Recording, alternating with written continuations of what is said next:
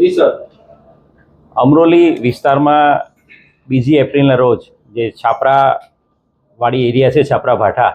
એના કિનારે એક બેન છે, એમની સાથે એમની દીકરી એ રમતી હતી અને એ દીકરી પછી ગુમ થઈ ગયેલી હતી. બેન જે દીકરી ગુમ થઈ એના 24 કલાક બાદ અમરોલી પોલીસમાં ફરિયાદ આપવા આવ્યા હતા. આજે બેન છે એમના પતિથી એમણે અલગ રહે છે અને એમની દીકરી જે 4 વર્ષની દીકરી છે એ ગઈકાલે ગુમ થઈ છે એ પ્રકારની એણે હકીકત આપી હતી. તાત્કાલિક બનાવની ગંભીરતાને ધ્યાને રાખીને 4 વર્ષની બાળકીના અપહરણનો કેસ છે ધ્યાને રાખીને અમરોલી પોલીસ સ્ટેશનની ટીમ સાથે સાથે એમના ડીસીપી ઝોન 5 એમની એલસીબીની ટીમ અને સુરત શહેર ક્રાઇમ બ્રાન્ચ આ બાળકીને શોધી કાઢવા માટે અલગ અલગ ટીમો બનાવેલી હતી.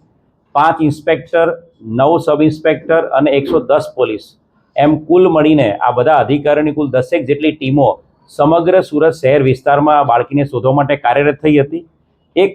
સીસીટીવી કેમેરાઝના આધારે એક નાની હકીકત એવી મળી હતી કે આ જે વ્યક્તિ છે એ વ્યક્તિ અન્ય 2 બાળકો સાથે, આ નાની 4 વર્ષની દીકરી, ત્રીજી દીકરી છે એની હાથમાં 3 બાળકો હતા, અન્ય 2 બાળકો સાથે 4 વર્ષની દીકરીને લઈને સાયણ તરફ ટ્રેનમાં જતો દેખાયેલો હતો અને સાયણ પહોંચ્યા બાદ આ વ્યક્તિની કોઈ બીજી હકીકત મળતી નહોતી. એટલે તાત્કાલિક સુરત શહેરની ક્રાઇમ બ્રાન્ચની અલગ અલગ ટીમો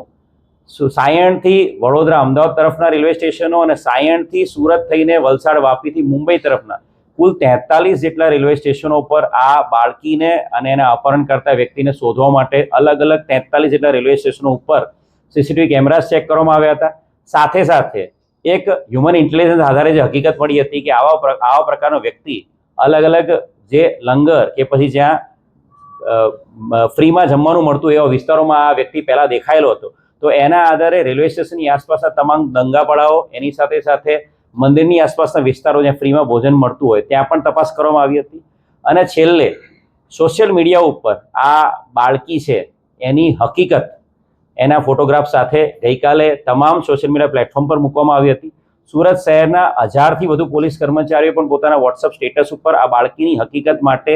લોકોને અપીલ કરતો મેસેજ મૂક્યો હતો અને જેના આધારે આજે વહેલી સવારે એક મોટી સફળતા બાળકીને શોધી કાઢવા મળી છે. અમદાવાદના એક નારોલ વિસ્તારના જાગૃત નાગરિકે સુરત શહેર ક્રાઇમ બ્રાન્ચના પીઆઈને ફોન કર્યો હતો અને કહ્યું હતું કે આ ફોટોગ્રાફ જે સોશિયલ મીડિયા પર વાયરલ થયો છે, આ દીકરીને આ વ્યક્તિ સાથે મેં ગઈકાલે એક જગ્યાએ જ્યાં ફ્રીમાં જમવાનું મળે છે એ જગ્યાએ એને બેઠેલો અને જમતો જોયેલો હતો. તાત્કાલિક ક્રાઇમ બ્રાન્ચની જે ટીમો વડોદરા અને આણંદમાં તપાસ કરી રહી હતી એ ટીમો તાત્કાલિક અમદાવાદ જવા રવાના થઈ હતી અને સાથે સાથે અમારા જે ડીસીપી ક્રાઇમ બ્રાન્ચ ઓજિયા સાહેબ છે એમણે અમદાવાદનો પણ સંપર્ક કર્યો હતો અને અમદાવાદની નારોલ પોલીસની ટીમ અને સુરત શહેર ક્રાઇમ બ્રાન્ચ તમામ ટીમોએ જે વિસ્તારમાં આ બાળકી ગઈકાલે રાત્રે જોવા મળી હતી વિસ્તાર કોર્ડન કર્યો હતો અને વિસ્તારમાંથી આ બાળકીને હેમખેમ શોધી કાઢવામાં સફળતા મળી છે. જે આરોપી છે પપ્પુભાઈ ખડિયા જાતે ભુરિયા, એ ઓરિજિનલી દાહોદનો છે અને અહીંયા તાપી નદીના કિનારે આ છાપરા ભાઠા એરિયાના કિનારે છૂટક મજૂરી કામ કરે છે અને આ વ્યક્તિ છે એની સાથે અન્ય 2 બાળકો પણ મળી આવ્યા છે. આ દીકરી અને એ બાળકોને ભીખ માંગવાના આશયથી અને જેથી કરીને આ બાળકીઓ અને બાળકો એની સાથે હોય તો એને ફ્રીમાં જમવાનું મળી જાય અને ભીખ પણ મળી જાય એ આશયથી આ બાળકીને લઈને નીકળી ગયો હતો. એની સાથે જે અન્ય 2 બાળકો મળી રહ્યા છે, હાલ પ્રાથમિક પૂછતાછમાં